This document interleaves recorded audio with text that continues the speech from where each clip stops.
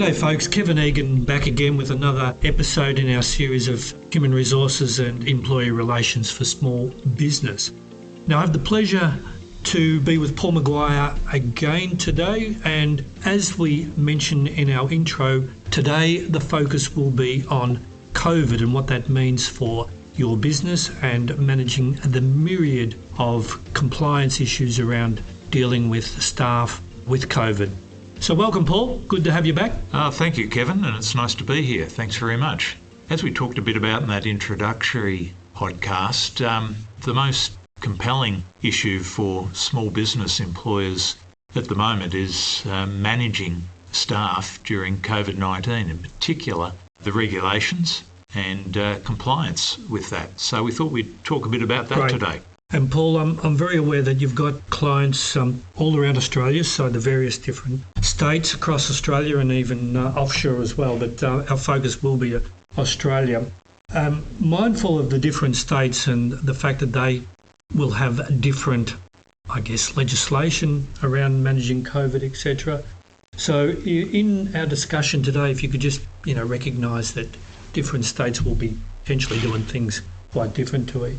Great. Okay. Look, I thought I'd just bring this back to the core fundamentals to start with, Kevin. And look, COVID-19 and managing that generally, it's a health and safety issue fundamentally. And so what I'm going to say to people, and I encourage all small business employers, is to consider all of the strategies that you apply to manage the risks and problems with potentially arising out of COVID. It's a health and safety issue, and therefore it's a risk management issue.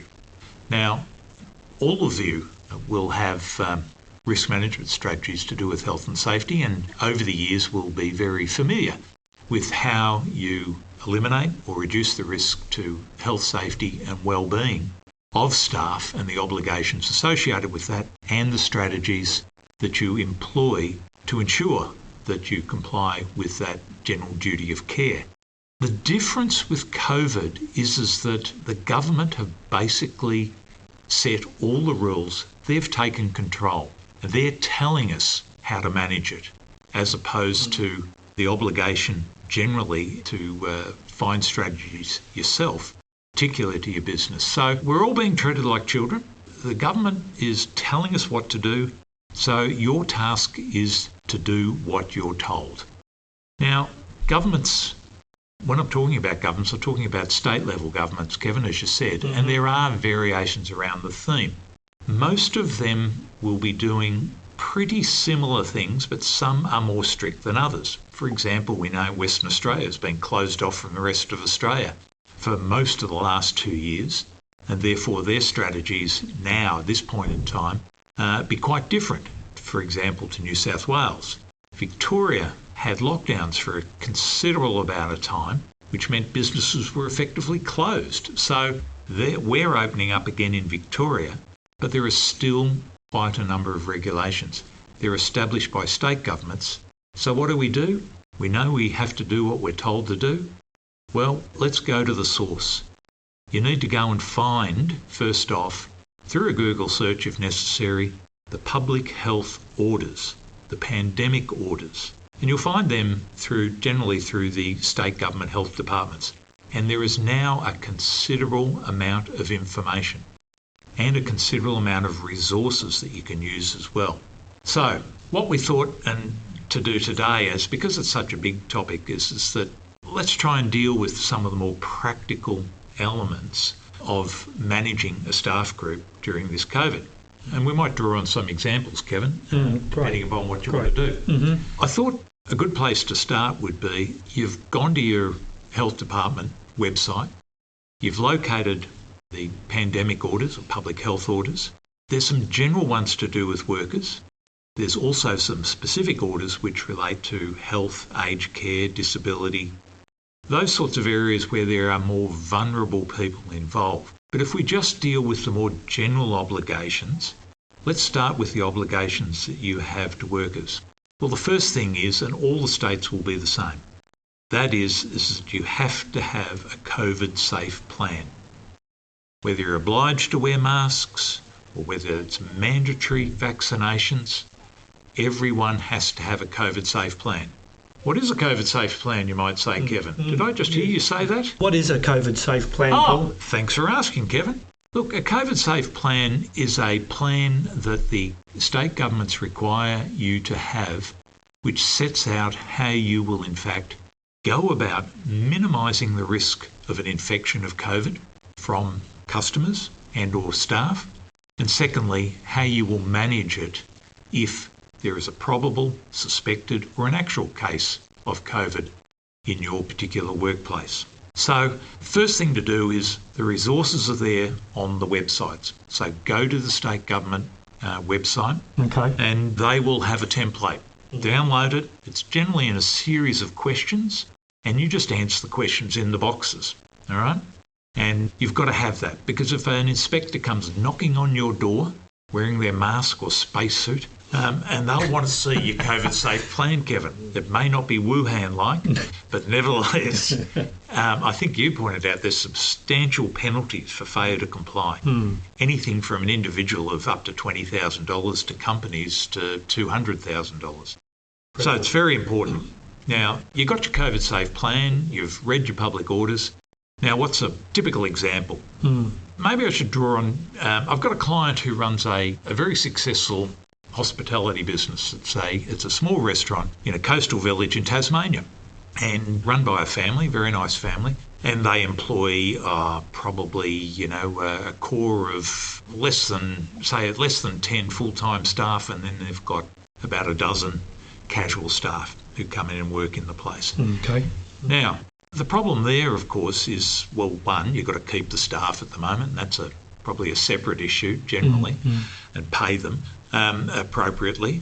But what happens if someone rings up and says, hey, look, I've got COVID, or I'm a close contact, my wife, my husband, my partner, whatever, has COVID. Can I come into work, or I won't come into work? What do you do as an employer?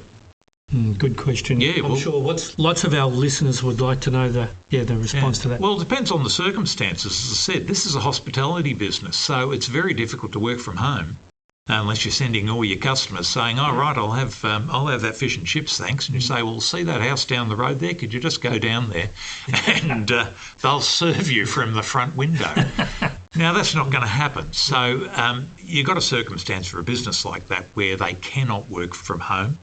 And the question is, well, are they on paid leave? Do they have personal leave? Is it unpaid? Do they stand down? Is it annual leave? Well, generally the first thing is that if you've contracted COVID, well, it's an illness. It's like any other infectious disease. Say if you've got chicken pox, well, you're ill. If you're part-time or full-time, you get paid if you've got accrued leave. If you're a casual, you don't. So that's the first thing. If you're a close contact, well, I'm not quite ill, but I can't. The regulations tell me I have to isolate. Oh, okay. All right. What do we do there? Well, go and have a look at the award. Have a look at the restaurant award, for example. That's what this business is covered by. You go right to the back. Hello, there's a schedule there. Schedule X, appropriately named. Pandemic leave. Unpaid for a maximum up to 2 weeks if you're required to isolate. So the answers are there. As I said, I'll get back to Kevin. The fundamental is that this is about minimising risk. The government in this situation is telling us what to do. Our job is to find where they've written down how to tell us what to do. So that's the sort of process. You might even write some of those things into your COVID-safe plan so you've got references to go to pick out of that plan when these circumstances arise. So that's not a bad start, Kevin. What do you think? Look, it sounds extremely complex, and our small business listeners, I'm sure, have far better things to do rather than rifling through pages and pages of legislation and award conditions, etc., to find these answers. Obviously, Paul, if any of our listeners are seeking further information, they can make contact with you. Yep. And it might be worthwhile just reminding our listeners of your contact details. Okay. Well, look, the business is maguire.com.au. But I think appropriately, Kevin, is that the LinkedIn Employee Relations Online Forum is probably the appropriate place where there's a network where I publish a lot of the information. And on today's topic, there's in fact a PowerPoint presentation a little online webinar on this COVID issue itself, which I'd encourage people to go to download, and it takes about 15, 20 minutes. But all of the information that I've been speaking about is on there. So maybe if we direct people to that would be good. Excellent. Thank you. So some of the takeaway points we've covered today is, well, Paul said talking about COVID across business is from your relevant state is log on to the relevant public health department of that particular state. That's right. Review all the templates and the resources that are sitting there for us for free. Invariably, there'll be a COVID-safe plan, if you will, of a template. Yep. Download that, print it if you must, review and populate that plan with all the necessary requirements in terms of managing your business and your team, your staff through this difficult period. The other interesting resource that you mentioned is the Fair Work Ombudsman. Paul, can you tell us a bit about more about the Fair Work Ombudsman and how that can assist businesses, whatever state? Yeah, look. Thanks for picking that up, because on this theme, where the information is and where to find a good starting place is the Fair Work Ombudsman. They've really improved their resources and information on COVID. And importantly, they don't give you a definitive answer, but what they do is they give you access or links to all of those public health authorities, the state authorities, where there's further detailed information. And so that's a good starting point. On the presentation I did on that YouTube, I provide you the link in that as well. Okay. So that's worth going to, I think. Where can people find that? Well, remind me, it's on YouTube address. I think it's, not YouTube. The best spot to go to, you can get lost on YouTube. And I haven't been cancelled yet, which is nice. I don't think I've said anything too bad. Is that go to the LinkedIn page and you'll find under companies, employee relations online. And then once you find that, you can join it.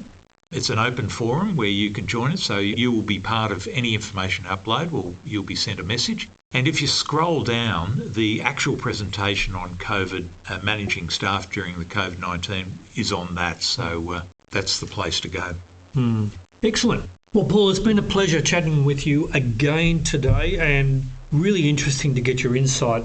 Particularly, you've been working across this sector and certainly been doing vast amounts of research and work on COVID and how it's affecting businesses in Australia. So thanks for your thoughts and ideas and suggestions. And Kevin, we couldn't finish this podcast without talking about our favourite subject, and that is music. Yes, indeed. Because I during the week I picked up another really interesting YouTube musical clip, because I know you love classical music.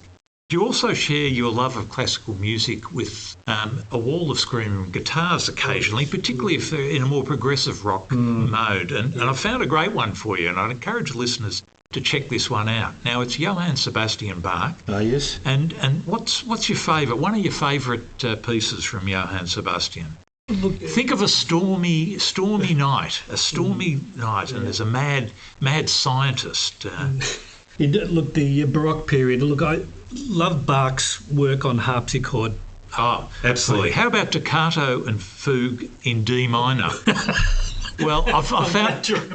I was thinking it in D major, but now... No, D minor. No, don't start me on D major. No. Toccato and Fugue in D minor, and it's by Sinfonity. It's a wall of about 50 blokes. We're playing guitar, which I didn't think was possible that you could do this, which is a piece of music made for organ, of course, and mad scientists. But I reckon check that out. It's on YouTube. Johann Sebastian Bach, Toccato and Fugue in D minor by Sinfonity. Fantastic. I recommend it. Yeah, excellent stuff. So, folks, thanks again, Paul, for that. And in our next episode, perhaps I'm going to suggest we continue somewhat with the theme of COVID, given that it's not going to go away. Okay. Our premiers keep telling us it's not going to go. It's here to stay. It's here to stay in various modes. Should we talk a bit about the merits of the Chinese approach to it, Kevin? Lock people away and starve them to death. Yes. And beat their dogs to death. Yes. The other interesting